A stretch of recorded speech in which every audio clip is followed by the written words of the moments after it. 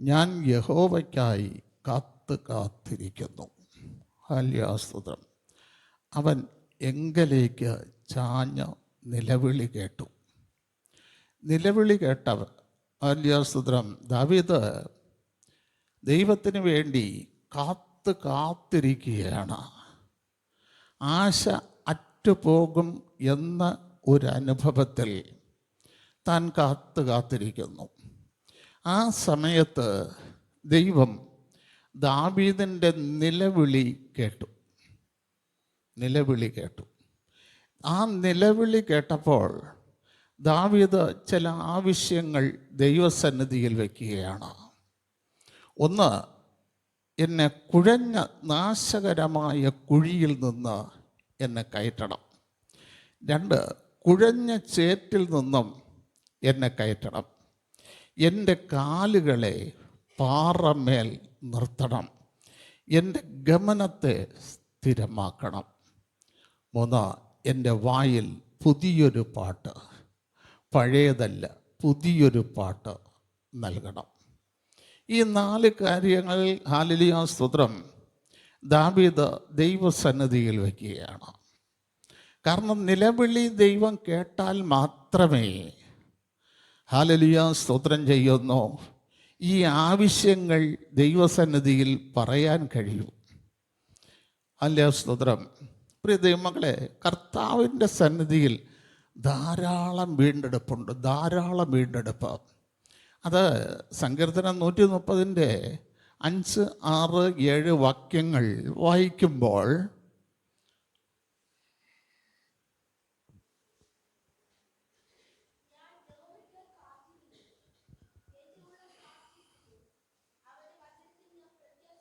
അവൻ്റെ വചനത്തിൽ ഞാൻ പ്രത്യാശ വയ്ക്കുന്നു. എന്തിനാണ്? ഉഷസ്സിനായി കാത്തിരിക്കുന്നവരെക്കാൾ. അതായത് രാത്രി മുഴുവനും കരച്ചിലാണ്. ഒരു ഉഷസ്സിൽ ഒരു സന്തോഷം നമുക്കുണ്ടാകും എന്ന പ്രത്യാശയോടെ കർത്താവിന് വേണ്ടി കാത്തിരിക്കുകയാണ്. ഹല്ലേലൂയ സ്തോത്രം. ഈ കരച്ചിൽ മാറണം, തൻ്റെ ജീവിതത്തിൽ ഒരു സന്തോഷമുണ്ടാകണം, അതിനു വേണ്ടി കാത്തിരിക്കുന്നു. അടുത്ത്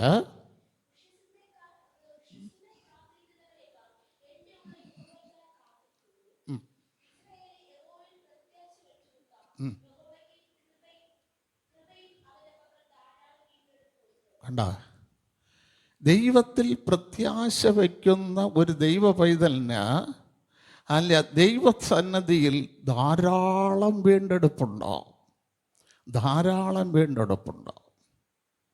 ഇന്ന് പകൽക്കാലം ആ വീണ്ടെടുപ്പിൽ നമുക്ക് പ്രത്യാശ വയ്ക്കാം. ആ വീണ്ടെടുപ്പിൽ ഞാൻ ഒരു ചെറിയ ചിന്ത നിങ്ങളുടെ മുമ്പിൽ വെച്ച് വേഗത്തിലിരിക്കാൻ ആഗ്രഹിക്കുന്നു. മർക്കോസിൻ്റെ സുവിശേഷം ഹല്ലേലൂയ സ്തോത്രം 10-ാം അധ്യായം 46-ാം വാക്യം തൊട്ട് വായിക്കുമ്പോൾ ഒന്ന് വായിച്ച്.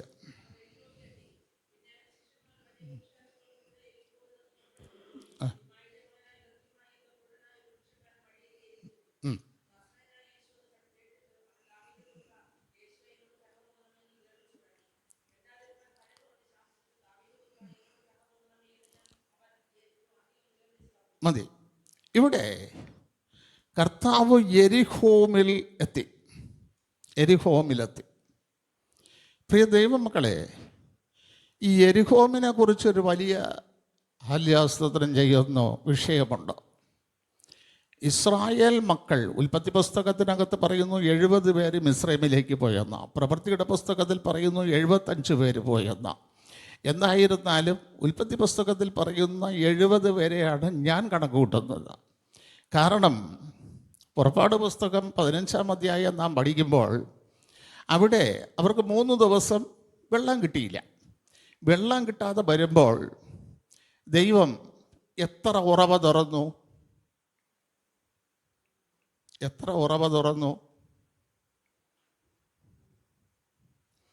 12 നീരുറവകളെ തുറന്നു. 12 ഗോത്രത്തിന്. എത്ര ഈന്തപ്പനകൾ കൊടുത്തു? 70. എത്ര പേരാണോ മിസ്രൈമിലേക്ക് പോയത് അത്രയും പേർക്കുള്ള ഈന്തപ്പനയും ദൈവം കൊടുത്തു. ഹല്ലേലൂയ, സ്തോത്രം. ദൈവത്തിന് കണക്ക് തെറ്റില്ല, നമുക്ക് കണക്ക് തെറ്റാം. നമ്മൾ പലതും എന്ത് ചെയ്യും, കാൽക്കുലേഷൻ കൂട്ടി ഒക്കെ പറയും. നമ്മുടെ കർത്താവ് ഒരിക്കൽ ശിഷ്യന്മാരോട് പറഞ്ഞൊരു കാര്യമുണ്ട്. മത്തായി 18:7 ഇടർച്ച വരുന്നത് ആവശ്യമാണ്, അല്ലേ? ഹല്ലേലൂയ, സ്തോത്രം. ഇടർച്ച വരും. വീടായാൽ വരും, ഒരു കൂട്ടമായാൽ വരും, ഒരു സഭയായാൽ വരും, ഒരു ദേശമായാൽ വരും. കാരണം ഇവിടെയെല്ലാം വ്യത്യസ്ത സ്വഭാവങ്ങൾ അടങ്ങുന്ന ജനമാണ് പാർക്കുന്നത്. ഒരു ദേശത്തിൽ വ്യത്യസ്ത സ്വഭാവമായ ജാതികൾ പാർക്കുന്നു. ഒരു വീട്ടിനകത്ത്, ഒരു കുടുംബത്തിനകത്ത് വ്യത്യസ്ത സ്വഭാവം. അപ്പനൊരു സ്വഭാവം, അമ്മയ്ക്കൊരു സ്വഭാവം, മക്കൾക്ക് മറ്റൊരു സ്വഭാവം. അപ്പം ഇടർച്ച വരും. ഈ സ്വഭാവത്തോടെ ജീവിക്കുമ്പോൾ ഇടർച്ച വരും. പക്ഷെ വരുത്തുന്നവനയ്യോ കഷ്ടം. ഇടർച്ച ആര് വരുത്തിയാലും അവൻ അയ്യോ കഷ്ടം. അവനെക്കുറിച്ച് പറയുന്ന ഒരു വലിയ തിരിക്കല്ല് അവൻ്റെ കഴുത്തിൽ കെട്ടിയിട്ട് ആഴക്കടലിൽ ഇനി ഒരിക്കലും അവൻ പൊങ്ങി വരരുത്. അവൻ ഇനി ഒരിക്കലും ഒരു നന്മയും കാണരുത്. അവൻ്റെ കുടുംബത്തിലെ അനുഗ്രഹം അവൻ കാണരുത്. അവൻ്റെ തലമുറകളുടെ നല്ല ഭാവി അവൻ കാണരുത്. ഇവൻ ഒരിക്കലും ഇനി പുറത്തു വരരുത്. ഇടർച്ച വരുത്തുന്നവന് അയ്യോ കഷ്ടം. ഇതാണ് കഷ്ടം. വളരെ പ്രത്യാശയോടുകൂടിയാണ് അവൻ ജീവിക്കുന്നത്. നല്ല ഹല്ലേലൂയ, കുടുംബജീവിതത്തിലെ പ്രത്യാശ, മക്കളുടെ ഭാവിയെക്കുറിച്ചുള്ള പ്രത്യാശ, ചെറുമക്കളെക്കുറിച്ചുള്ള പ്രത്യാശ, ഇതൊന്നും അവൻ കാണരുത്. അവൻ ഇനി ഒരിക്കലും പൊങ്ങി വരെയും ചെയ്യരുത്. ഹല്ലേലൂയ, സ്തോത്രം. ഇവിടെ യെരിഹോവിനെ കുറിച്ച് പറയുമ്പോഴും പുറപ്പാട് പുസ്തകത്തിനകത്ത് ഇത് കൊടുത്തു. ദൈവം വിചാരിച്ചു യെരിഹോം പട്ടണം എന്താകുമെന്ന്, നല്ല ജനമായി മാറുമെന്ന്. യെരിഹോം പട്ടണത്തിന് മറ്റൊരു പേര് കൊടുത്തു. എന്ത് പേരാ? മറ്റൊരു പേര് കൊടുത്തു. എന്ത് പേര് കൊടുത്തു? ഹല്ലേലൂയ, സ്തോത്രം. ഈന്ത നഗരം. ആവർത്തന പുസ്തകം 34:3 അവിടെ വായിക്കുമ്പോൾ അങ്ങനെ ഒരു പേര് കൊടുത്തു. ആ പേര് കൊടുത്ത് ജനത്തെ അനുഗ്രഹിച്ചു. പക്ഷേ ഹല്ലേലൂയ, സ്തോത്രം, സംഖ്യാപുസ്തകം 22 വന്നപ്പോൾ ഇവർ ദൈവമക്കളോടാണ് ഏറ്റുമുട്ടുന്നത്. ആരോടെ? ദൈവമക്കളോടെ. ഹല്ലേലൂയ, സ്തോത്രം. അവർ ദൈവമക്കളെ എന്തായി കണ്ടു? കാളയെന്ന്. വല്ലവൻ്റെയും നന്മ അനുഭവിക്കാൻ നടക്കുന്ന കാള. ഈ കാള വന്ന് പുല്ല് നക്കുന്നത് പോലെ നമ്മുടെ നന്മയെ നക്കിക്കളയും എന്ന് കണക്ക് കൂട്ടി. എന്നിട്ടും ദൈവം ക്ഷമിച്ചു. ഇതൊക്കെ പറഞ്ഞെങ്കിലും ദൈവം ക്ഷമിച്ചു. ക്ഷമിച്ചിട്ട് ഈ സ്ഥലത്താണ് യോശുവ ആദ്യമായിട്ട് പെസഹ നടത്തിയത്. മോശയുടെ കാലഘട്ടം കഴിഞ്ഞ് യോശുവ ഹല്ലേലൂയ, സ്തോത്രം ചെയ്യുന്നു. തൻ്റെ ദൗത്യം ഏറ്റെടുത്തിട്ട് ആദ്യമായിട്ട് പെസഹ ആചരിക്കുന്ന സ്ഥലം ഏതെന്ന് ചോദിച്ചാൽ യെരിഹോം സമഭൂമിയിൽ. യോശുവയുടെ പുസ്തകം 5-ാം അധ്യായം അവിടെയാണെന്ന് തോന്നുന്നു. ഒന്ന് വായിച്ചേ. 5-ൽ തന്നെയാണ്.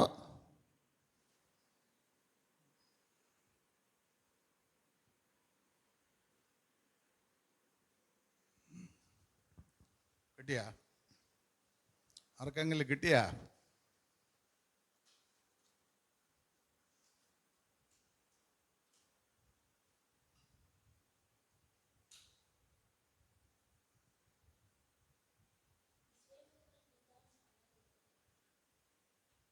വാക്യം വായിച്ച 9-10.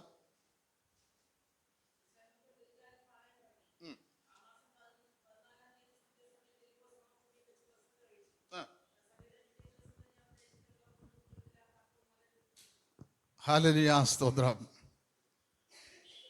യെരിഹോ സമഭൂമിയിൽ വെച്ച് യോശുവ ആദ്യമായിട്ട് പെസഹ ആചരിച്ചു. ഈ ആചരിച്ചപ്പോൾ ദൈവം എന്ത് ചെയ്തെന്നറിയാമോ? ദൈവം ചെയ്ത ആദ്യത്തെ കാര്യം, ഈ പെസഹ ആചരിച്ചപ്പോൾ ദൈവം ചെയ്ത ആദ്യത്തെ കാര്യം, അവരുടെ നിന്ദയെ ഉരുട്ടിക്കളഞ്ഞു. അതിന് ഗിൽഗാൽ എന്ന പേരും. രക്ഷിക്കപ്പെട്ട് സ്നാനപ്പെട്ട് വരുന്ന ഹല്ലേലൂയ, നമ്മൾ തിരുമേശ അനുഭവിക്കുമ്പോൾ അല്ലെങ്കിൽ രക്ഷ കരസ്ഥമാക്കുമ്പോൾ ദൈവം നമ്മുടെ ചില നിന്ദകളെ ഉരുട്ടി മാറ്റാറുണ്ട്. ഒന്നുകിൽ രോഗത്തിൻ്റെ നിന്ന, അല്ലെങ്കിൽ ക്ഷാമത്തിൻ്റെ നിന്ന, അല്ലെങ്കിൽ തലമുറകളുടെ നല്ല ഭാവിക്ക് വേണ്ടി കാത്തിരുന്നിട്ടും നല്ല ഭാവി കിട്ടാത്തതിൻ്റെ നിന്ന. പല നിന്ദകളാൽ മനുഷ്യൻ ഭാരപ്പെടുമ്പോൾ ദൈവം ആഗ്രഹിക്കുന്നത്, എൻ്റെ ദൈവത്തിൻ്റെ പെസഹ ആചരിച്ചു കഴിയുമ്പോൾ, ആ ചോരത്തളികയിൽ ഇവർ മറഞ്ഞു കഴിയുമ്പോൾ ഇവരുടെ നിന്ദയെ ഉരുട്ടി മാറ്റണം. 1. 2, നിനക്ക് തന്നിരിക്കുന്ന 5 സെന്റ് ആകട്ടെ, 10 സെന്റ് ആകട്ടെ, 1 ഏക്കറാകട്ടെ, 50 സെന്റ് ആകട്ടെ, അതിലെ വിളവ് കൊണ്ട് നീ നന്മ അനുഭവിക്കണം. അതിനകത്ത് ദൈവം നന്മ തരും, പുറത്തല്ല. അല്ലേ? ദേശത്തിലെ വിളവ് കൊണ്ട്. ഹല്ലേലൂയ. ഒന്നുകൂടെ വായിച്ച വാക്യം. ഹല്ലേലൂയ, സ്തോത്രം. നോക്കണമേ, ദൈവിക സഹായമില്ലാതെ ജീവിക്കാൻ നമ്മളെ പ്രാപ്തരാക്കുന്നു. നിങ്ങൾക്ക് മനസ്സിലായ? ഇതുവരെ എന്തുകൊണ്ടാണ് അവർ ജീവിച്ചത്? ദൈവിക മന്ന. പക്ഷെ ആ മന്ന കിട്ടാതെ, മന്ന ലഭിക്കാതെ, ദൈവം എപ്പോഴും സഹായിച്ചു കൊണ്ടിരിക്കാതെ മക്കൾക്ക് നല്ല ജോലി കൊടുത്തു, നല്ല ശമ്പളം കൊടുത്തു, മക്കൾക്ക് നല്ല വിവാഹം കൊടുത്തു, നല്ല ഭർത്താവിനെ കൊടുത്തു, നല്ല തലമുറകളെ കൊടുത്തു. മനസ്സിലായാൽ? ദേശത്തിലെ നന്മ ഇവരെ അനുഭവിക്കാൻ ദൈവം ഇടാ നൽകി. പക്ഷേ ഇവർ ചെയ്തത് എന്തെന്നറിയാമോ? ഇവർ ചെയ്തത് എന്താ? നിങ്ങളൊന്നും മിണ്ടല്ല. കഥ കേൾക്കും പോലെ അതോ കഥാപ്രസംഗം നടത്തുന്നതാണോ ഞാൻ? ഗീത സിസ്റ്റർ ഇവർ ചെയ്തത് എന്താണ്? ജിജി സിസ്റ്റർ ഇവർ ചെയ്തത് എന്താണ്?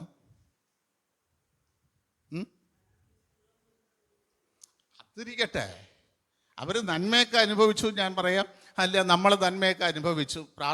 പള്ളിയിൽ വന്നു, പ്രാർത്ഥിച്ചു, തലമുറകൾക്കെല്ലാം നല്ല അനുഗ്രഹങ്ങളെല്ലാം ഉണ്ടായി, വിദ്യാഭ്യാസമുണ്ടായി, ശമ്പളം ഉണ്ടായി. ദൈവം കേട്ടു, നിന്നെ ഉരുട്ടിക്കളഞ്ഞു. അടുത്തവർ ചെയ്തത്, യോശുവയുടെ പുസ്തകം 6-ാം അധ്യായം 1-ാം വാക്യം വായിക്കുമ്പോൾ കണ്ടാ, ദൈവമക്കൾ അങ്ങോട്ട് ആ വീട്ടിൽ കയറരുത്, ആ ദേശത്ത് കയറരുത്. ഇന്നലെ വരെ പ്രാർത്ഥിച്ച ദൈവദാസന്മാർ എന്ത് ചെയ്യണ്ട? വേണ്ട. ആരാധിച്ച സഭ വേണ്ട, അവർക്ക് വിടുതൽ കൊടുത്ത സഭ വേണ്ട, അവരെ മാനിച്ച സഭ വേണ്ട, അവരെ ഉയർത്തിയ സഭ വേണ്ട, അവർക്ക് വേണ്ടി ഇടിവിൽ നിന്ന ദൈവദാസന്മാർ വേണ്ട. ഇന്ന് അതല്ലേ സത്യം? തലമുറകൾ അതല്ലേ ചെയ്തുകൊണ്ടിരിക്കുന്നത്? അതിനകത്തേക്ക് കേറാതെ വണ്ണം അവർ അടച്ചുപൂട്ടി. അടുത്ത് വായിച്ചേ. കണ്ടാ, ആരും ഞായറാഴ്ച സഭായോഗം നടക്കുന്നു, നന്മ പ്രാപിച്ച ഒരുത്തനും എന്ത് ചെയ്യില്ല, പുറത്തോട്ട് വരുന്നില്ല. ഞായറാഴ്ച ദേവദാസന്മാർ വന്നാൽ ഗേറ്റങ്ങ് പൂട്ടും, അകത്തോട്ട് എന്ത് ചെയ്യരുത്, കയറരുത്. ദൈവം യോശുവയോട് പറഞ്ഞു, നിന്റെ കയ്യിൽ ഏൽപ്പിക്കും. യോശുവേ, നീ ഭയപ്പെടണ്ട. നിന്നെ വിളിച്ചത് ഞാനാണെങ്കിൽ, നിന്നെ നൂഹുവിനെ മകനായിരുന്ന നിന്നെ, ഒരു അഭിഷേകവുമില്ലായിരുന്ന നിന്നെ, ഒരു വിളിയും തിരഞ്ഞെടുപ്പുമില്ലായിരുന്ന നിന്നെ, വിശുദ്ധ വേദപുസ്തകത്തിൻ്റെ ഒരു വാക്യവും നിനക്ക് വെളിപ്പെടാതിരുന്ന നിന്നെ വിളിച്ചിട്ട് എൻ്റെ ആത്മാവിനെ നിന്റെ മേൽ പകർന്ന് നിന്നെ നേതൃത്വ സ്ഥാനത്ത് കൊണ്ടുവന്നിട്ടുണ്ടെങ്കിൽ ഇവനെയെല്ലാം നിന്റെ കയ്യിൽ ഞാൻ ഏൽപ്പിക്കും. Price the Lord. ഈ ഉറപ്പുണ്ടോ? ഒരു ദൈവമക്കൾക്ക് വേണ്ടുന്ന ഉറപ്പതാ. യോശുവയോട് ദൈവം പറഞ്ഞു, നിന്റെ കയ്യിൽ ഞാൻ ഏൽപ്പിക്കും. നീ പക്ഷേ ഒന്നാം ദിവസം ഒരു പ്രാവശ്യം മതിൽ ചുറ്റണം, രണ്ടാം ദിവസം വീണ്ടും ചുറ്റണം, ഏഴാം ദിവസം 7 പ്രാവശ്യം. ഈ സമയത്ത് നീ മൗനമാകണം. നീ മൗനമാണ്. അവർ ഇടർച്ച ഉണ്ടാക്കട്ടെ, അവർ നിന്നെ കേറണ്ടെന്ന് പറയട്ടെ, അവർ നിന്നെ വേണ്ട എന്ന് പറയട്ടെ, അവർ നിന്നെ ഉപേക്ഷിക്കട്ടെ, അവർ നിന്നെ തള്ളിക്കളയട്ടെ, പക്ഷെ നീ മൗനമായി.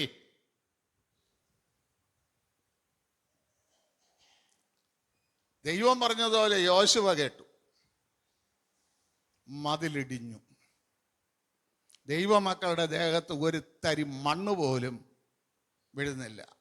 ചരിത്രം പറയുന്നു, മണ്ണ് മുഴുവനും ഭൂമിയുടെ അടിയിലേക്ക് പോയെന്ന. ദൈവമക്കൾ നേരെ കയറി. മതിലിടിഞ്ഞ് വീഴുന്ന മണ്ണ് അവിടെ കിടന്നാൽ നേരെ കയറാൻ പറ്റില്ല, കോരി മാറ്റിയിട്ടാ പോകാം. പക്ഷെ മണ്ണ് എങ്ങോട്ട് പോയി? ഭൂമിക്കടിയിലേക്ക് പോയി. ദൈവമക്കൾ സ്ട്രൈറ്റ് ആയിട്ട് അകത്തോട്ട് കയറി. പക്ഷേ ഇവിടെ യോശുവ ഒരു ശാപം ശപിച്ചു. അതിൻ്റെ 22 വായിച്ചേ, അല്ല 25, അതല്ല 6-ന്റെ 22 25. എരിഹോ മതിൽ വീഴുന്നു. ഈ എരിഹോ പട്ടണത്തെ ആര് പണിതാലും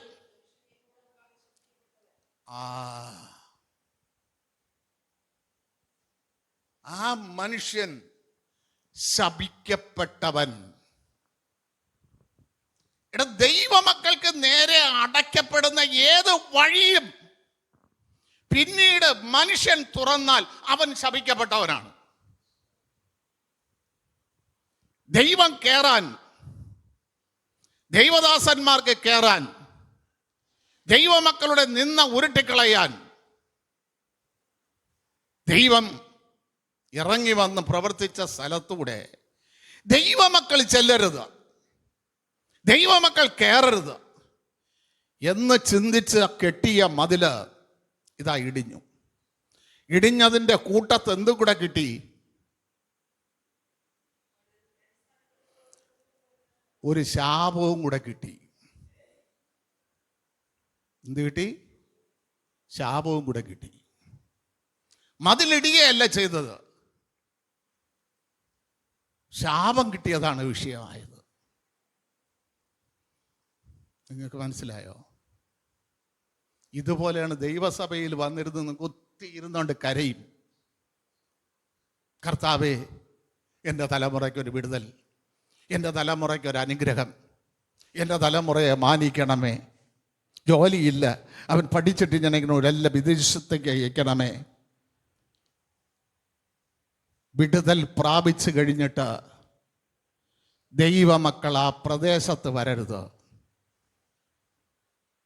എന്ന് ചിന്തിച്ച്, എന്ന ചിന്തയിൽ ജീവിക്കുന്നവന് വരുന്ന ഒരു ശാപമുണ്ട്. ആ ശാപം എന്ന് പറയുന്നത് മൂത്ത സന്തതിയുടെ പുറത്തിരിക്കും. എവിടെയിരിക്കും? അടിസ്ഥാനമിട്ടാൽ അത് മൂത്തവന്റെ ജന്മവാഴ. അടച്ചു കെട്ടിയവന് പ്രശ്നമില്ല. ഉണ്ടോ? ഉണ്ടോ? ദൈവമക്കൾ കേറാതെ വണ്ണം അടച്ചു കെട്ടിയവന് പ്രശ്നമില്ല. ബാധിച്ചത് ആരെ? ശാപം വന്ന് വീഴുന്നത് ആർക്ക്? അവൻ്റെ തലമുറയ്ക്ക്. അതും ആക്ക് മൂത്ത മകന്. ഇന്ന് പകൽക്കാലം നിങ്ങൾ ചിന്തിച്ചോളണം, നമ്മൾ ബാങ്കിൽ നിന്ന് ലോൺ എടുത്തിട്ട്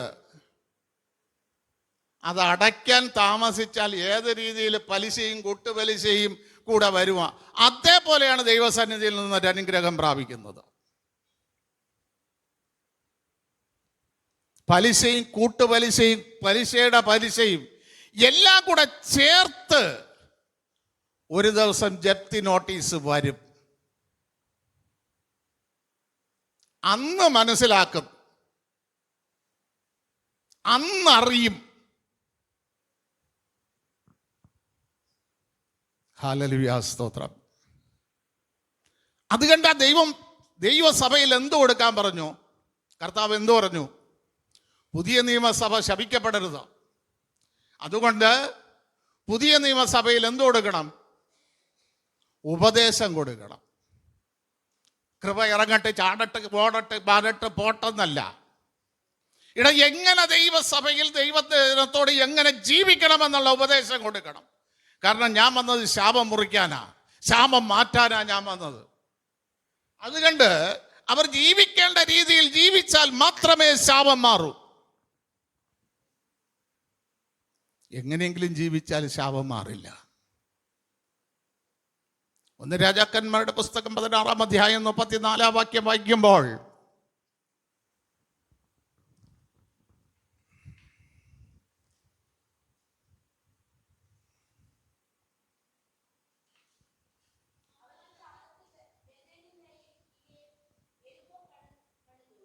നോക്കണമേ, ബേഥേലിനായ ഹിയേൽ, അവനെന്ന് പറഞ്ഞ അപ്പത്തിൻ്റെ നാട് ബേഥേൽ. അവൻ ദൈവിക അനുഗ്രഹത്തിൻ്റെ ആള് അല്ലേ? ആണോ? എന്തേ ജിജി സിസ്റ്ററെ, എന്തേ ഗീത സിസ്റ്ററെ? അപ്പത്തിൻ്റെ നാട്, ദൈവം അനുഗ്രഹിച്ച സ്ഥലം. അവൻ വിചാരിച്ചു യോശുവയുടെ ശാപം വിഷയമല്ല, എൻ്റെ ഇപ്പം ദൈവം അനുഗ്രഹിച്ച പൈസയുണ്ട്, പദവിയുണ്ട്, ഈ മതിലൊന്ന് പണിത് കളയാം. യോശുവ ആര്? നമ്മളെപ്പോലെ ഒരു മനുഷ്യൻ അല്ലേ? അതിൽ കവിഞ്ഞ് യോശുവയ്ക്ക് എന്തെങ്കിലും ഉണ്ടോ? അവനെന്തെങ്കിലും 4 കാലുണ്ടോ? അതോ അവൻ 20 മാസത്തിൽ ജനിച്ചവനോ?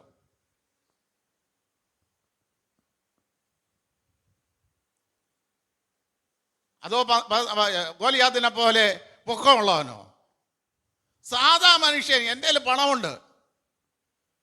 യോശുവ ശപിച്ച ശാപത്തെ മാറ്റാൻ അവൻ മതിൽ പണിയാൻ ആഗ്രഹിച്ചു.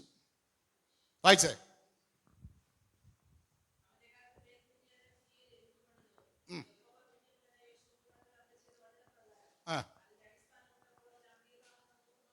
ഹല്ലേലൂയ, സ്തോത്രം. പ്രിയ ദൈവമക്കൾ നിർത്തണമേ, ഏത് കാര്യവും ദൈവം കണക്കിടുന്നത് വചനപ്രകാരം.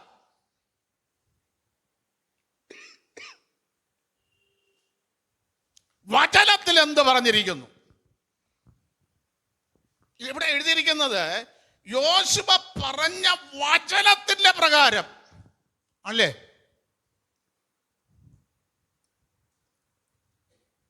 അത് മാറിപ്പോവില്ല. ദാവീദ് പറഞ്ഞു, നിന്റെ വചനപ്രകാരം അടിയന്റെ ഗ്രഹം എന്നേക്കും അനുഗ്രഹം. വചനത്തിലാ അനുഗ്രഹം, വചനത്തിലാ ശാപം. അനുഗ്രഹം വരണമെങ്കിലും വചനം, ശാപം വരണമെങ്കിലും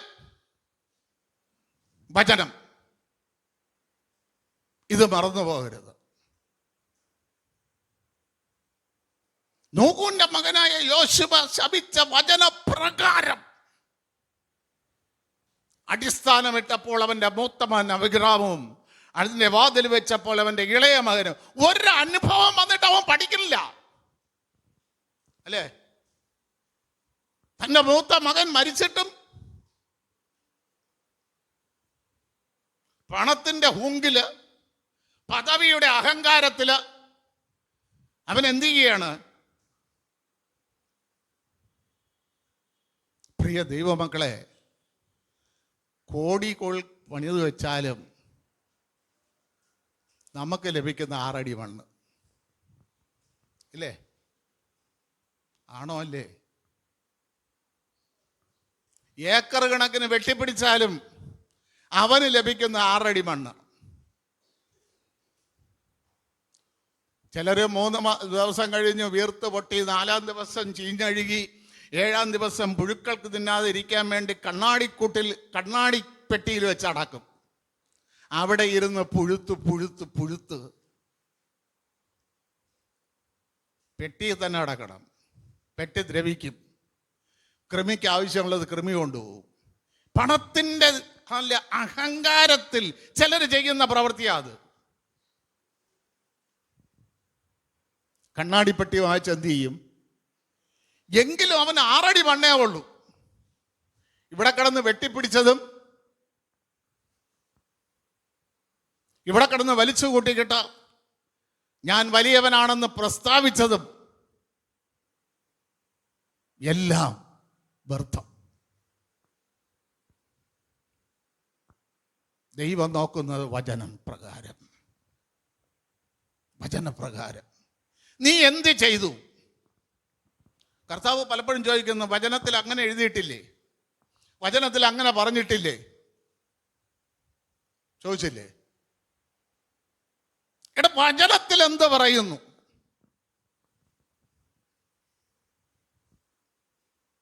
ഹല്ലേലൂയ, സ്തോത്രം. ഇവിടെ കാലഘട്ടങ്ങൾ കഴിഞ്ഞു. 430 വർഷങ്ങൾ ഇരുണ്ട യുഗം കഴിഞ്ഞു. ഇരുണ്ട യുഗം എന്ന് വിളിക്കപ്പെടുന്ന മലാക്കി ലേഖനം തൊട്ട് മത്തായി സുവിശേഷം വരെ കഴിഞ്ഞു.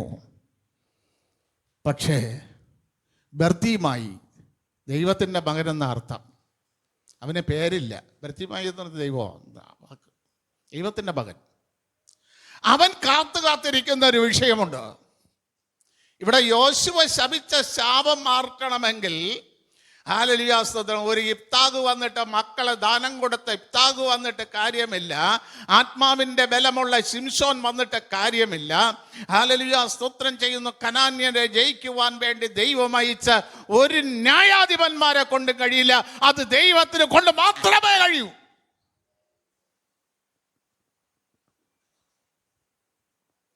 അത് മുറിച്ച് മാറ്റണമെങ്കിൽ ദൈവത്തിന് മാത്രമേ കഴിയൂ. ഇവിടെ യെരിഹോം പട്ടണത്തിൽ, ജീവിതത്തിൽ ദൈവമക്കൾ കയറരുതെന്ന് പറഞ്ഞ് അടച്ചുപൂട്ടിയ പട്ടണത്തിലെ അവസ്ഥ നിങ്ങൾ നോക്കിയേ. ഇപ്പൊ അവൻ എങ്ങനെ ഇരിക്കുന്നു? അവൻ്റെ തലമുറ എങ്ങനെ ഇരിക്കുന്നു? നന്മ അനുഭവിക്കാൻ കഴിയാതെ ആരെങ്കിലും ഇട്ടുകൊടുക്കുന്ന എച്ചിൽ പറക്കി ജീവിക്കുന്നു, അല്ലേ? അവൻ എന്തെങ്കിലും കാണാമോ? അവൻ്റെ ജീവിതത്തിൽ ദൈവം ഉണ്ടാക്കിയിരിക്കുന്ന 5 ദിവസം കൊണ്ടുണ്ടാക്കി വെച്ച സകല സൃഷ്ടിയുടെയും നന്മ എങ്ങനെ ഇരിക്കണം എന്നറിയാമോ? ഇതാണ് തലമുറയിലെ വർണ്ണശാപം. നമ്മൾ ദൈവസന്നിധിയിൽ വന്നിട്ടുണ്ടെങ്കിൽ ദൈവവചനപ്രകാരം ജീവിക്കണം.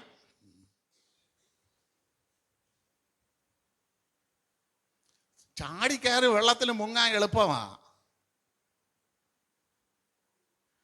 നിങ്ങൾക്കറിയാമോ, ഫിലിപ്പോസ് എന്ന് പറയുന്ന വ്യക്തി, ആ ഫിലിപ്പോസ് എന്ത് ചെയ്തുകൊണ്ടിരുന്നു? പറഞ്ഞേ. ഫിലിപ്പോസ് എന്ന് പറയുന്ന വ്യക്തി എന്ത് ചെയ്തുകൊണ്ടിരുന്നു?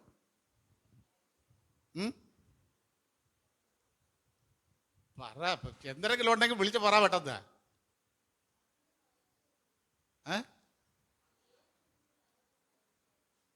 എന്തൊരു ഫിലിപ്പോസാ? അത് ഷണ്ണനല്ലേ?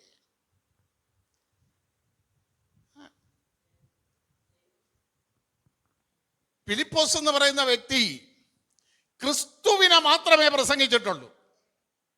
ആണോ?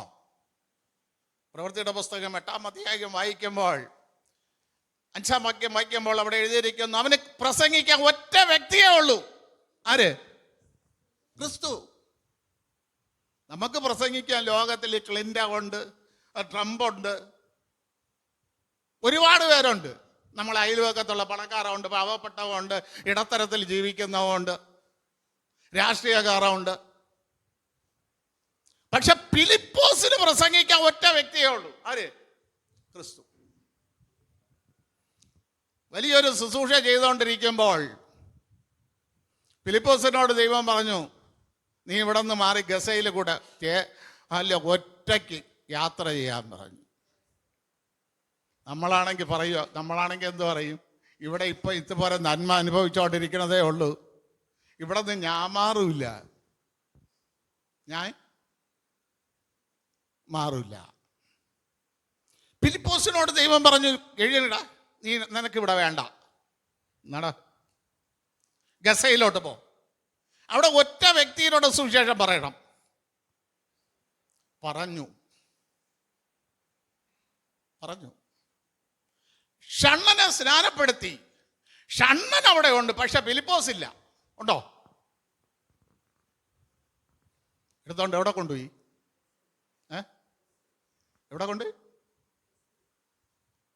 ഗസയിലെന്നല്ലേ കൊണ്ടുപോയത്? അസ്തമില്ല.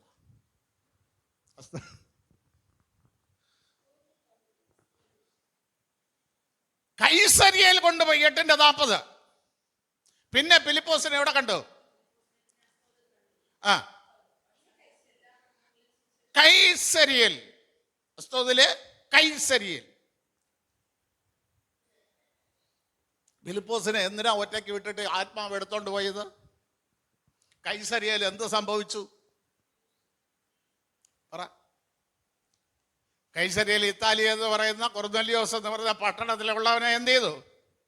മാനസാന്തരപ്പെടുത്തി. കൊർന്നല്യോസിന്റെ ഭവനത്തെ എന്ത് ചെയ്തു? ഫിലിപ്പോസ് മുഖാന്തരം മാനസാന്തരപ്പെടുത്തി. എടാ, ഇങ്ങനെ വചനപ്രകാരം ജീവിച്ച ഫിലിപ്പോസിന് കിട്ടിയ അനുഗ്രഹം പറ. ഒന്നാമത്തെ അനുഗ്രഹം പറ. 4 പെൺമക്കൾ ഇരിക്കട്ടെ. ഒന്നാമത്തെ അനുഗ്രഹം പറ. എടാ, ഫിലിപ്പോസ് ഇറങ്ങി തിരിച്ച സമയത്ത് വീടുണ്ടോ, നാളെ വീടുണ്ടോ, വസ്തുണ്ടോ? ഉണ്ടാ? ഇറങ്ങടാ, പോടാ, ഞാൻ പറയണ പോലെ പോടാ എന്ന് പറഞ്ഞു. എന്നാൽ പ്രവൃത്തിയുടെ ദിവസം 21:8 വായിക്കുമ്പോൾ അവിടെ എഴുതിയിരിക്കുന്നു, ഫിലിപ്പോസിന്റെ വീട്ടിൽ പൗലോസ് എത്തി. കൈസരിയയിലെ വീടുണ്ടായ. ഇന്ന് പല ദൈവദാസന്മാർക്ക് വീടില്ല, കാരണം വചനപ്രകാരമല്ല ജീവിക്കുന്നത്. നീ വചനപ്രകാരം ജീവിക്കണം. പല കുടുംബങ്ങൾക്ക് വീടില്ല, വചനപ്രകാരം ജീവിക്കണം. ഫിലിപ്പോസിന് വീടായി, ഭാര്യയായി, 4 പെൺമക്കൾ. അതും എങ്ങനെയുള്ള പെൺമക്കള്? പ്രവചിക്കുന്ന പെൺമക്കള്. ഇതാ വചനപ്രകാരം ജീവിക്കുന്നവന്റെ അനുഗ്രഹം. വീട് വേണ്ട, നിനക്ക് ഒരൊന്നും വേണ്ട, വീട്ടിലുള്ളവരൊന്നും തന്നില്ലേ, നീ വചനപ്രകാരം ജീവിര്. നിന്റെ കുടുംബക്കാർ നിന്നെ തള്ളിയ, നീ വചനപ്രകാരം ജീവിര്. അതിത്തിരി പാടാ. വചനപ്രകാരം ജീവിച്ചാൽ നമ്മൾ ആരെ തള്ളേണ്ടി വരും? രക്തബന്ധങ്ങളെ തള്ളേണ്ടി വരും. കർത്താവ് പറഞ്ഞു, നിന്റെ കുടുംബക്കാർ തന്നെ നിനക്ക്, അവരാ നിന്നെ വചനപ്രകാരം ജീവിക്കാൻ അനുവദിക്കാത്തത്. ആ വചനപ്രകാരം നീ ജീവിച്ചാൽ നിനക്കില്ലാത്തതെല്ലാം ഉണ്ടാവും.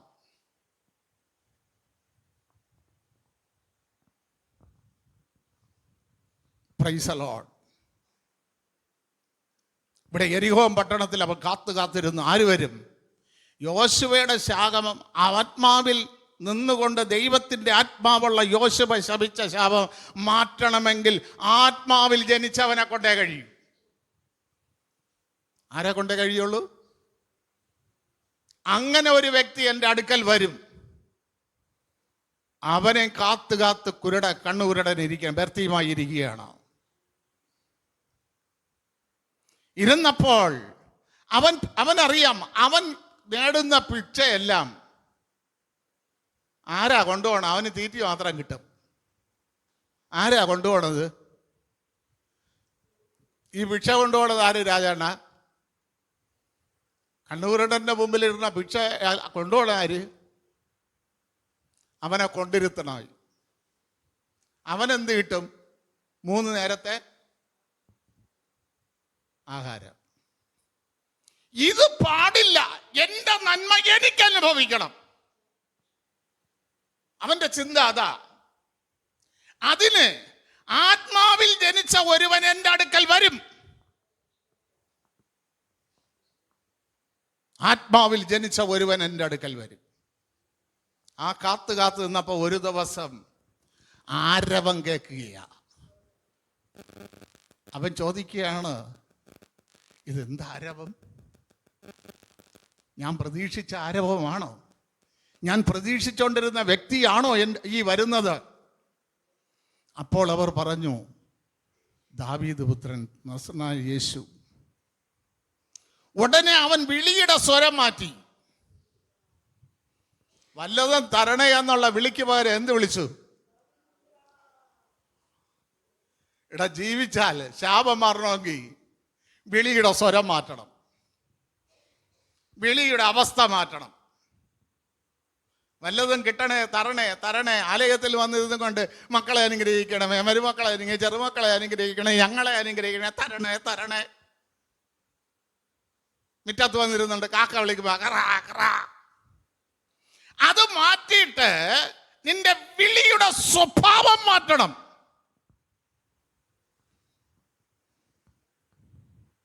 ദാവീദ് പുത്ര, എന്നോട് കരുണ തോന്നണം. നോക്കണമേ, ആ വിളിച്ചപ്പോൾ മുൻപേ നടന്നവർ അവനെ ശാസിച്ചു.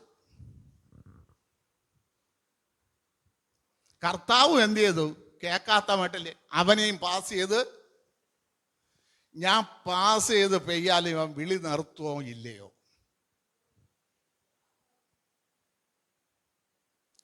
ഇവന്റെ ആഗ്രഹം എന്നാൽ സാധിക്കുമെന്ന് ഇവൻ വിശ്വസിക്കുന്നുവോ ഇല്ലയോ? അല്ലേ?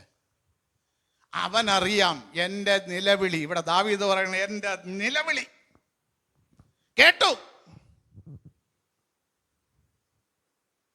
നിലവിളി, ബർത്തിമായിയുടെ നിലവിളി എന്ത് യേശു കർത്താവ് കേട്ടു. കേട്ടിട്ട് പറയുകയാണ്, അവനെ വിളിപ്പീൻ. യെരിഹോമില് കുരുടന്മാരാ കൂടുതൽ. യോശുവയുടെ ശാപത്തില് ഇന്നും അങ്ങനെയല്ലേ? ശാപം വീഴുന്നവന് കണ്ണു തുറക്കാൻ പറ്റുന്നുണ്ടോ? ആത്മീയ കാഴ്ചപ്പാടുണ്ടോ? ആത്മീയ വചനത്തിന്റെ ദർശനമുണ്ടോ? അവനൊരു ദർശനമാണല്ലോ കുരുടന്. വല്ലതും തരണേ. ആത്മീയ കാഴ്ചപ്പാട് നഷ്ടപ്പെട്ടു. അവിടെ കുരുടന്മാരാ കൂടുതൽ. ആ കുരുടന്മാർക്ക് ഒരു പുതപ്പ് കൊടുത്തിട്ടുണ്ട്. എന്തിനാണ്? ഇവൻ ജന്മനാ കുരുടനാണെന്ന് അവൻ പറയാതെ തന്നെ നാട്ടുകാരറിയണം. ഇതുപോലെയാണ് തലമുറയുടെ മേൽ വരുന്ന ശാപം. നാട്ടുകാരറിയും ഒരിക്കൽ പള്ളിയിൽ പെയ്യിട്ട് പറ്റിച്ചവനാണെന്ന്, ഒരിക്കൽ ദൈവത്തെ കബളിപ്പിച്ചവനാണെന്ന് നാട്ടുകാരെ കൊണ്ട് പറയിക്കും. Price the Lord. അവനെ വിളിപ്പീൻ എന്ന് പറഞ്ഞ ഉടനെ അവൻ ആദ്യം ചെയ്തത് പുതപ്പങ്ങ് താഴെയിട്ട്, ഇനി എനിക്ക് ഞാൻ കുരുടനല്ല. കാരണം എന്നെ വിളിക്കേണ്ടവൻ വിളിച്ചു കഴിഞ്ഞു, എന്നെ കാണേണ്ടവൻ കണ്ടു കഴിഞ്ഞു. എന്റെ ശാപത്തിന്റെ മോചനം ഇന്ന് നടക്കും. ഇനി പുതപ്പിട്ടുകൊണ്ട് നടക്കാൻ ഞാൻ ശാപഗ്രസ്തനല്ല. എന്റെ ശാപത്തിന്റെ മോചനം നടക്കും. പ്രിയ ദൈവമക്കളെ, കർത്താവിൻ്റെ അടുക്കൽ അവനെ കൊണ്ടുവന്നപ്പോൾ കർത്താവ് ചോദിച്ചു, ഞാൻ നിനക്ക് എന്ത് ചെയ്തു തരണമെന്നാണ് നീ ഇച്ഛിക്കുന്നത്? കാറ് വേണോ? വീട് വേണോ? പണം വേണോ? എന്ത് ചെയ്തു തരണമെന്നാണ് ഇച്ഛിക്കുന്നത്? അവൻ പറഞ്ഞു, ഒന്നും വേണ്ട, എനിക്ക് കാഴ്ച കിട്ടണം, എനിക്കിതെല്ലാം ആസ്വദിക്കണം. എൻ്റെ പിതാക്കന്മാർ ചെയ്ത ശാപം മുഖാന്തരം എന്നിൽ വിഴുന്നിട്ട് എനിക്ക് അനുഭവിക്കാൻ കഴിയാത്ത സകലതും എനിക്ക് അനുഭവിക്കണം.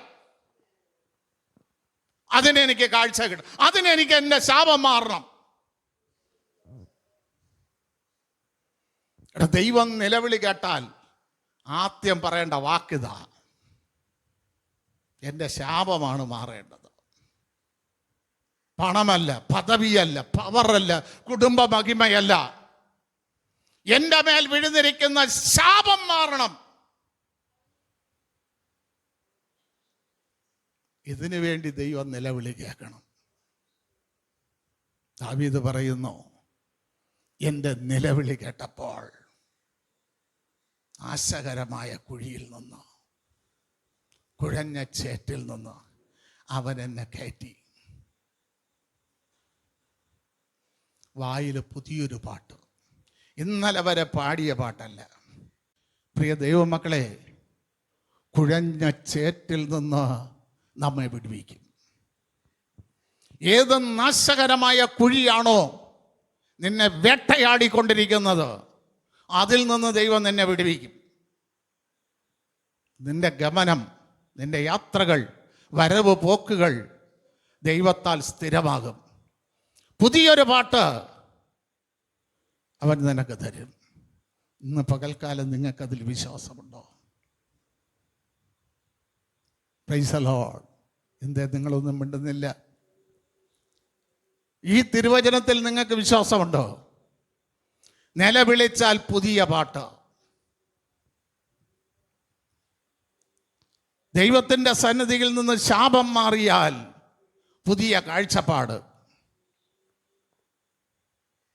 പുതിയ ആത്മീയ ജീവിതം. ഇതിനു വേണ്ടി ഒന്ന് നിലവിളിക്കാൻ ഈ നാളുകളിൽ ദൈവമക്കൾ തയ്യാറാകട്ടെ.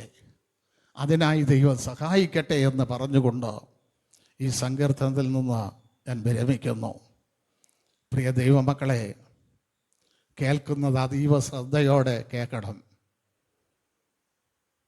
ഒഴുകിപ്പോകാതിരിക്കാൻ കേട്ടിട്ട് ചെന്ന് പുത്രൻ്റെ പാദത്തിൽ ചുംബിക്കണം. ഓരോ ദിവസവും പ്രാർത്ഥനയിലും മുമ്പിൽ കർത്താവ് നിൽക്കുന്നു. ആ കർത്താവിൻ്റെ പാദത്തിൽ നീ ചുംബീര്. ഏത് നാശകരമായ കുഴിയിൽ നിന്നും ദൈവം നിന്നെ കയറ്റും.